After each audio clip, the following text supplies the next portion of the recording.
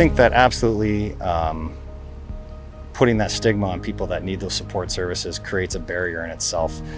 Who wants to be called a name or who wants to be looked at a certain way? And we all know you don't have to use language. People understand what people think of them. My name is Jason Bellaire. I'm the Deputy Chief of Operations with the Windsor Police. We service the citizens of Windsor and the people of the town of Amherstburg. We are, of course, a municipal police service with the City of Windsor. However, since 2019, we took on the policing responsibilities in the town of Amherstburg. Well, I've always been aware of substance use in the community. I have a very enforcement-heavy pedigree at the Windsor Police. I spent most of my career on the enforcement side of the building, whether it was drug enforcement, gun trafficking, a lot of those things that you would associate with policing and enforcement. And then a couple years ago, I was promoted to the position of Inspector of Patrol Response. And that is when I started sitting at the community tables and working with the really great people that we have at all the different support agencies that are working collaboratively to deal with people who are struggling with substance use and to deal with people that are struggling with mental health issues, to deal with people that are struggling to find a place to live. And it was so changing for me.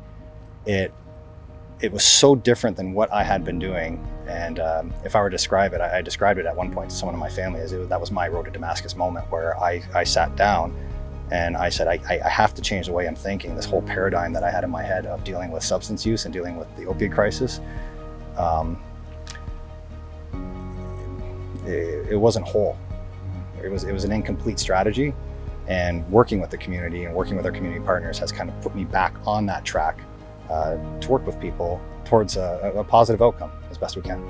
I think the opioid crisis and dealing with what we're dealing with now, I think it impacts everybody. It doesn't, substance use, addiction, mental health, all those struggles don't always align with a class system that we think is really comfortable in the construct of our society, that only people of a certain class will have these struggles.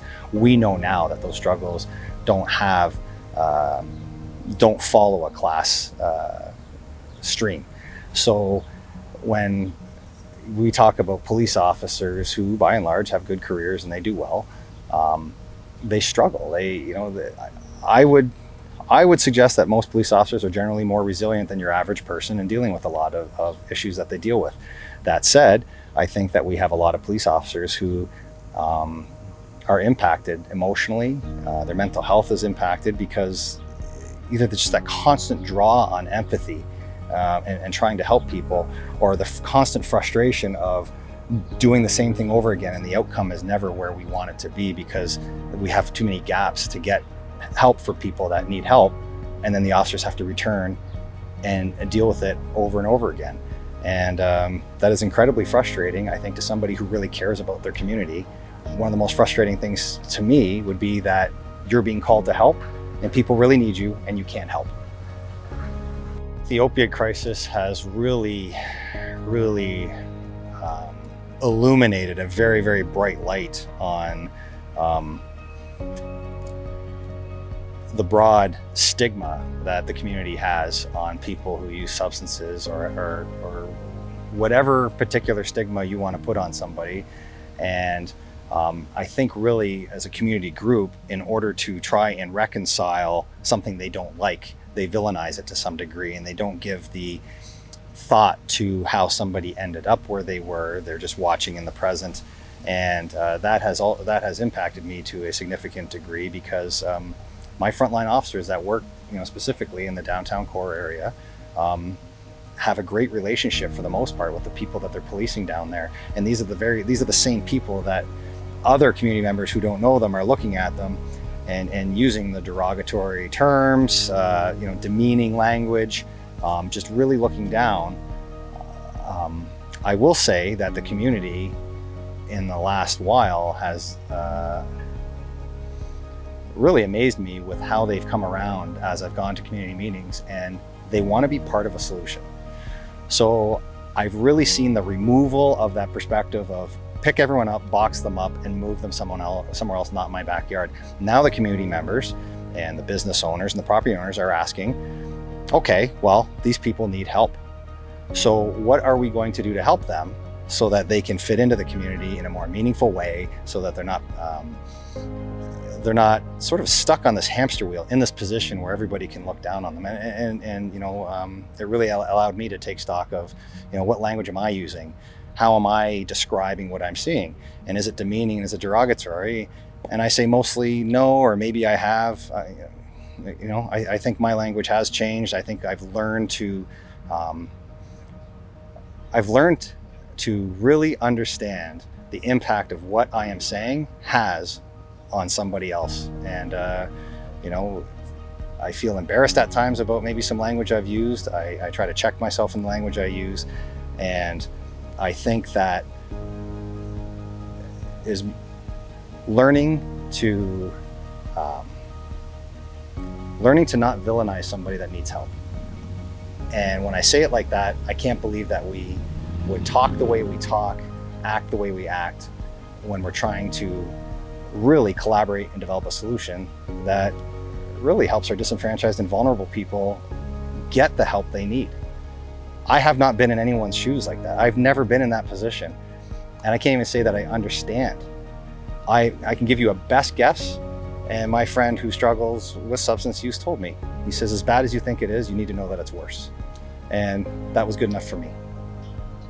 Since the onset of what we've known what's become to have been known as the opioid crisis, Windsor Police started very quickly in a reactive enforcement mode.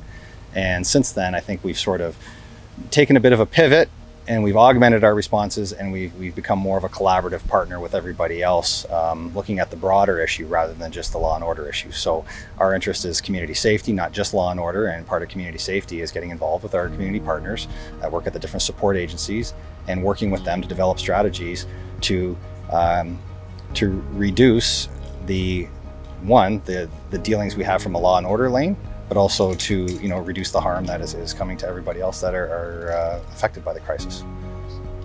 I think where we fell originally was there was a very heavy reaction. I think anyone who lives around here can recall the moments when the media was just inundated with stories of heavy substance use and addiction, and people walking around that looked like they were high, and demanding the police do something about it. And it was in those moments that I'd moved into my newer position at the time, and I thought, we will never arrest our way out of this. This is not a law and order issue. We are here to keep the public safe. We're here to protect property. We're here to protect the public. But we can't fix anything as the police by simply arresting people because they may use substances. They're sick. They could be ill. They have they have a need that the Windsor Police or any other law enforcement agency cannot provide to them. The day in the life of a frontline officer is dealing with a lot of sometimes what we say is non-law enforcement issues. So I would speak specifically to the downtown core area. The officers are called regularly to deal with issues related to substance use and addiction, homelessness, people struggling with mental health challenges. And every day and every hour of every day, the officers are responding to those calls as best they can. But these are police officers. They're not psychologists. They're not, they're not trained experts. We do get training. We provide training to the officers, and our community partners have been great in providing training. But in the end, we have police officers responding to situations that, I think if you were to take a poll and ask somebody just from an objective point of view, who should be responding to help these people, these individuals that have these struggles, and I'm not sure that police officers are always the answer. In the absence of immediate danger or in a safety or the commission of a crime. But that's why we're reaching out to the support agencies that we're partners with and that we collaborate with every day to work together to come up with a better, wholesome solution for the community. The Windsor Police, we're a 24/7, 365-a-day-a-year operation, unlike a lot of other unlike a lot of support agencies. It's just the frontline responders are out there all the time. So it's not unreasonable for people to call the police, for instance, when they see something related to substance use or homelessness, because they feel there's nowhere else to call. But we've worked with other groups to create other lines of communication for people so that the police aren't called simply because somebody is disenfranchised or somebody has a need of some sort of support. But if if anyone thinks that we are going to solve any of these issues by sending police officers over and over and over and over again to calls where people need subject matter experts in addiction, or counselors for mental health, or outreach workers for access to shelter or home, I don't know how anybody's going to get to any sort of solution, because the police service is there to connect somebody. So we're the first point of contact, and we need to be able to connect somebody to the support service in a timely manner to make an efficient handoff to somebody who needs the help. To have the police officers go there, talk to somebody, arrest somebody, move them along, I'm not sure we're solving anything. I don't think that's, let me ask you this. If we were manufacturing a car and we had an engineering problem with the car, well, in private industry, they call the engineers, and the engineers come and they fix the problem because they're subject matter experts and they're engineers. They don't call the person who painted the car to come fix the windshield wipers or to come fix the steering wheel or anything else. They call the subject matter expert in there to fix the product. That's the model that I really think needs to take place in all of our communities, where the subject matter expert is there to deal with the person in real time at a real facility to get the person the real help they need. So one of the pivotal moments of my shift in how I was looking at the opioid crisis, and really the entire issue surrounding substance use, homelessness, and mental health, was my involvement at the Downtown Safety and Security Roundtable. And that is a group of leaders from all different support agencies and representatives that are involved in downtown advocacy, activism, support services, city officials, police, and that table was the single most informative body of information. It was the single point of contact to get things done, to create informal protocols. It was deals are made at that table to work on ad hoc strategies, to talk about what's working better, to talk about needs, and actually to communicate understanding and communicate limitations, to communicate offers of assistance. I have to say, sitting at the Downtown Safety Security Roundtable was probably one of the most rewarding parts of my career. I think we are doing some things well in dealing with the opioid crisis. I think a lot of the police and first responders and support agencies and members of the city, we all got in one room, and we were directed by the mayor of our city to put a plan together, work collaboratively in a very obvious way. And looking back on it, it was the most obvious thing to do.